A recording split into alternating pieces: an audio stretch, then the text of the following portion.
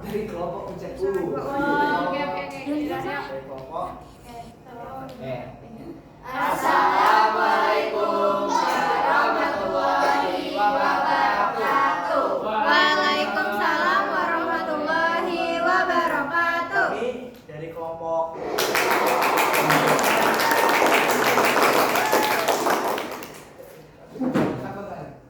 memposting cover lagu di YouTube, apakah harus membayar royalti?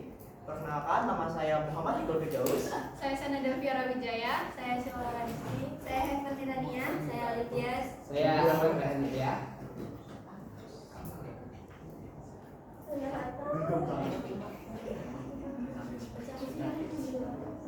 Di sini kami mengambil dua artikel. Yang pertama itu adalah cover lagu di YouTube melanggar hak cipta dari sumber Misalnya Partners, dan yang kedua adalah rapat DPR LMKN sepakati audit royalti dari sumber news.com. Isi artikel pertama yaitu adalah cover lagu di YouTube bisa melanggar atau tidak melanggar hak cipta tergantung tujuan dan izinnya. Terus berdasarkan Undang-Undang Hak Cipta Nomor 22 Tahun 2014, ada hak moral, nama dan kehormatan pencipta, dan hak ekonomi, manfaat ekonomi dari ciptaannya. Jika cover lagu dilakukan tujuan komersial tanpa izin, itu melanggar hak cipta.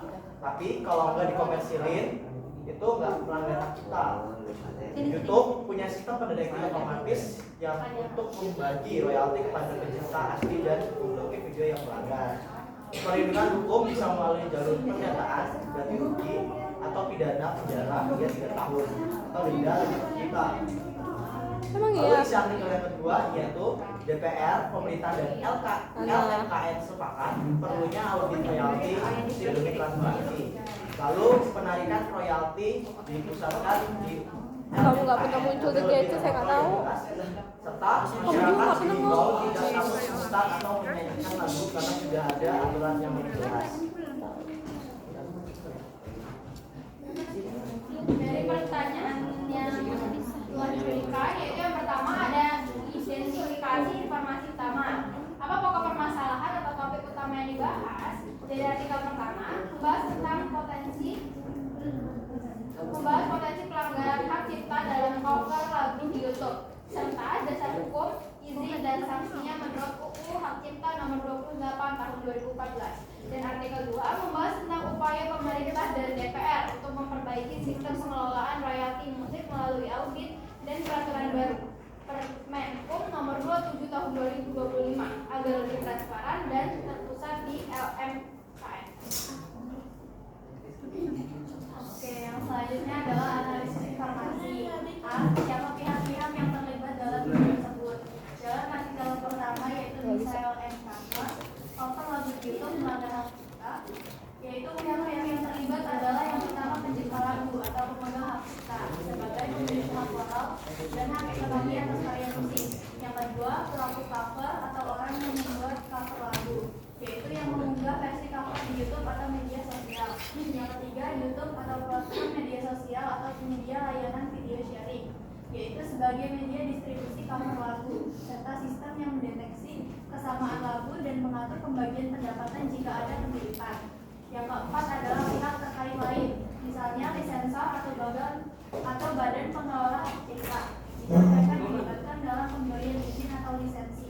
Dan yang kelima adalah publik atau pengguna YouTube atau bahkan pembenar cover, yaitu sebagai audiens atau pengguna yang mengambil hak cover. Thank you ya Siren. Selanjutnya pada artikel 2 yaitu di detik rapat DPR LMKN sepakati audit royalti. Pihak-pihak yang terlibat antara lain yang pertama DPR atau Dewan Perwakilan Rakyat ikut mengadakan rapat dan membuat keputusan tentang audit royalti. Yang kedua adalah LMKN atau Lembaga Manajemen Kolektif Nasional, yaitu sebagai lembaga yang mengelola royalti. Jadi pusat delegasi penarikan royalti. Yang ketiga yaitu pemerintah, yaitu hadir dalam rapat menjelaskan regulasi atau Permenkum yang mengatur pengelolaan royalti. Yang keempat, insan musik, yaitu masyarakat pencinta musik atau pencipta dan pemegang hak cipta, disebut sebagai golongan pihak yang dipertimbangkan dalam transparansi dan dalam penggunaan lagu oleh masyarakat. Dan yang kelima adalah masyarakat atau publik, sebagai pengguna lagu atau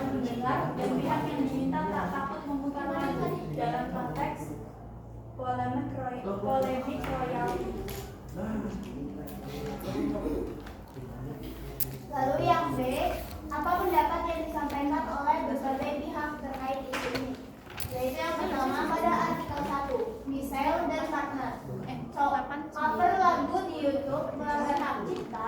Yang pertama, pencipta lagu atau pemegang hak cipta menegaskan bahwa cover lagu termasuk penggunaan karya orang lain, sehingga perlu izin karena terkait hak moral dan ekonomi.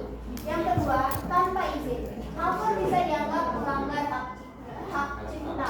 Lalu yang pendapat kedua, ada pembuat cover atau kreator. Banyak yang menganggap cover hanya bentuk ekspresi atau apresiasi. Namun, secara hukum mereka harus menghormati hak pencipta, terutama bila cover menghasilkan keuntungan. Yang ketiga, ada YouTube atau platform menyediakan konten ID system untuk mendetek kesamaan lagu.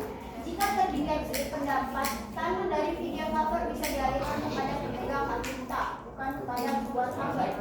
Lalu yang keempat, ada ahli hukum atau praktisi memberikan pendapat bahwa cover lagu sah-sah saja dilakukan jika ada izin atau lisensi dari pencipta. Tanpa izin, cover dianggap melanggar UU Hak Cipta Nomor 28 Tahun 2014. Selanjutnya ada pendapat lain yang dari artikel yang kedua dari Rapat DPR LMKN tentang audit royalty. Pertama dari DPR, Komisi 3 DPR RI. Ini isinya pendapat bahwa pengelolaan tidak transparan dan diaudit agar tidak menimbulkan keresahan publik. Kedua, menegaskan bahwa masyarakat tidak perlu takut memutar lagu dalam kegiatan sehari-hari karena yang diatur adalah konteks komersial dan ada mekanisme resmi penarikan royalti. Yang kedua dari LMKN atau Lembaga Manajemen Politik Nasional, yaitu bahwa lembaganya bekerja sesuai aturan yang berlaku dari Kemenkumham. Lalu mendukung audit agar pengelolaan dana royalti lebih transparan dan dipercaya publik. Yang ketiga dari pemerintah, dari Kementerian Hukum dan HAM dan Pihak terkait menjelaskan mekanisme hukum soal pengelolaan royalti. Menegaskan bahwa penarikan royalti bukan seperti masyarakat umum tidak boleh memutar lagu, melainkan hanya untuk kepentingan komersial atau publik, misalnya kafe, restoran, dan konser. Yang keempat, ada masyarakat atau publik sebagian sempat khawatir bahwa memutar lagu di ruang publik bisa berisiko melanggar hukum, tetapi DPR dan LMKN menekankan bahwa ketentuan ini tidak berlaku untuk kegiatan pribadi atau non komersial.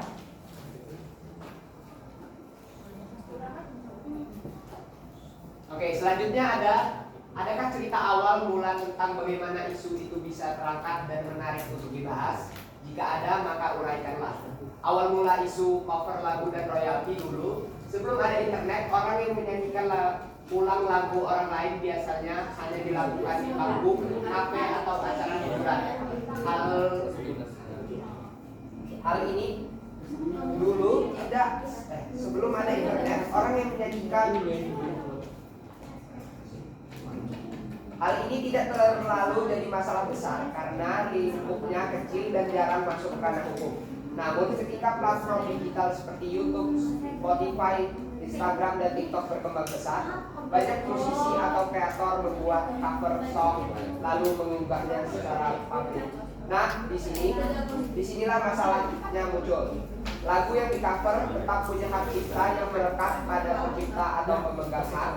Cover yang diunggah ke platform bisa menghasilkan uang dari iklan, donasi, atau popularitas. Jadi ada pertanyaan, apakah adil jika penyanyi cover mendapat keuntungan tanpa berbagi dengan pencipta asli? Kasus nyata yang sering memicu perdebatan adalah ketika YouTuber atau musisi indie jadi terkenal karena cover lagu orang lain, bahkan tidak populer daripada versi aslinya. Contoh fenomena ini terjadi sekitar 2010-an saat YouTube mulai meledak. Banyak musisi dunia maupun Indonesia yang dikenal publik lewat cover, bukan karya asli.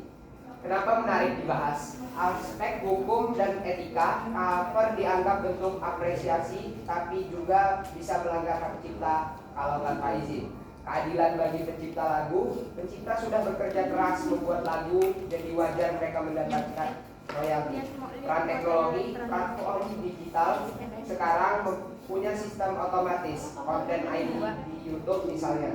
Untuk mengatur pembagian royalti, dampak pada industri musik, cover bisa menghidupkan kembali lagu lama, tapi juga berpotensi menutup karya asli.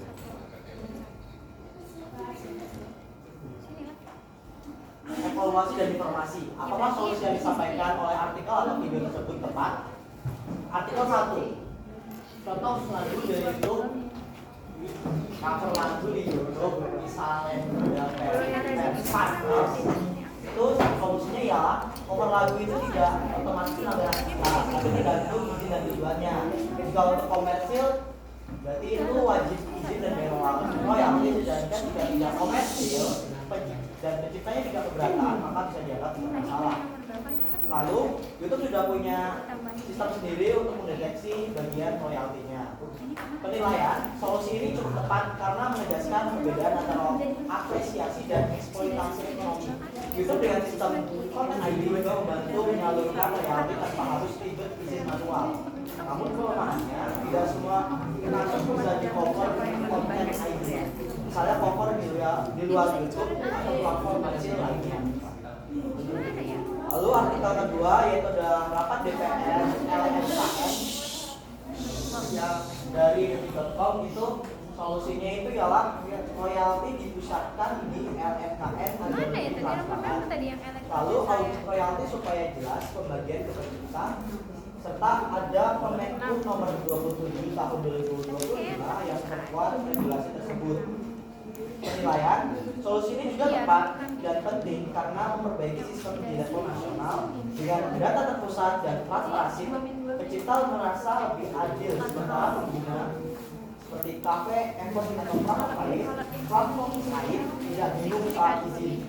Tapi tantangannya ialah harus ada sosialisasi agar masyarakat dan musisi paham prosedurnya.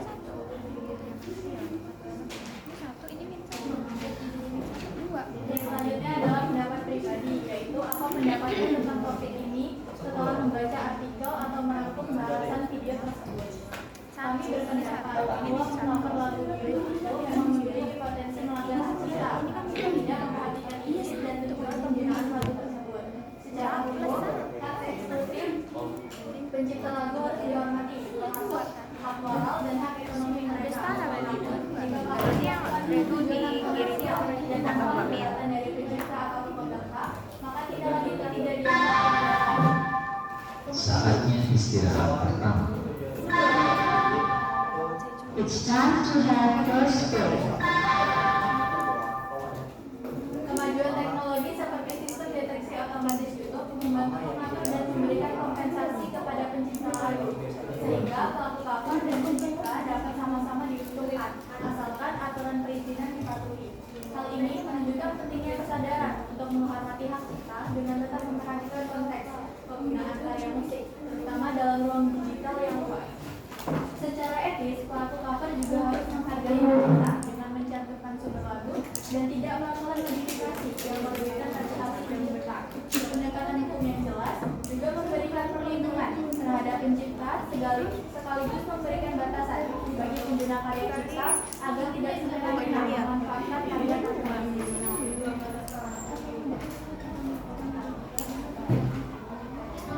Lalu yang selanjutnya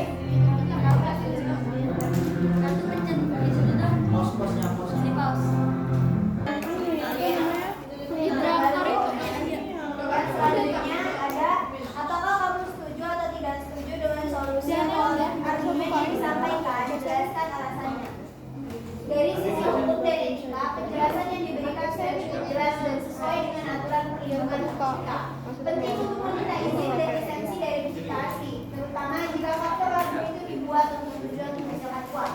Namun, jika cover dilakukan tanpa tujuan komersial dan tidak merugikan pencipta, hal itu tidak otomatis dianggap melanggar hak cipta, sehingga masih ada ruang untuk berkreasi di platform digital. Saya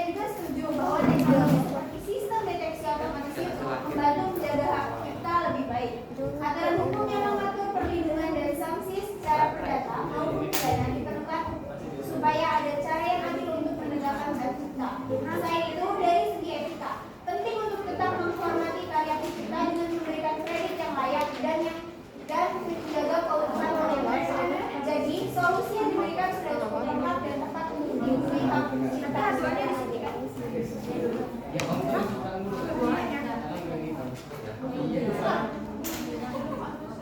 dari yang tadi kita paparkan, apakah dari kalian ada yang ingin bertanya?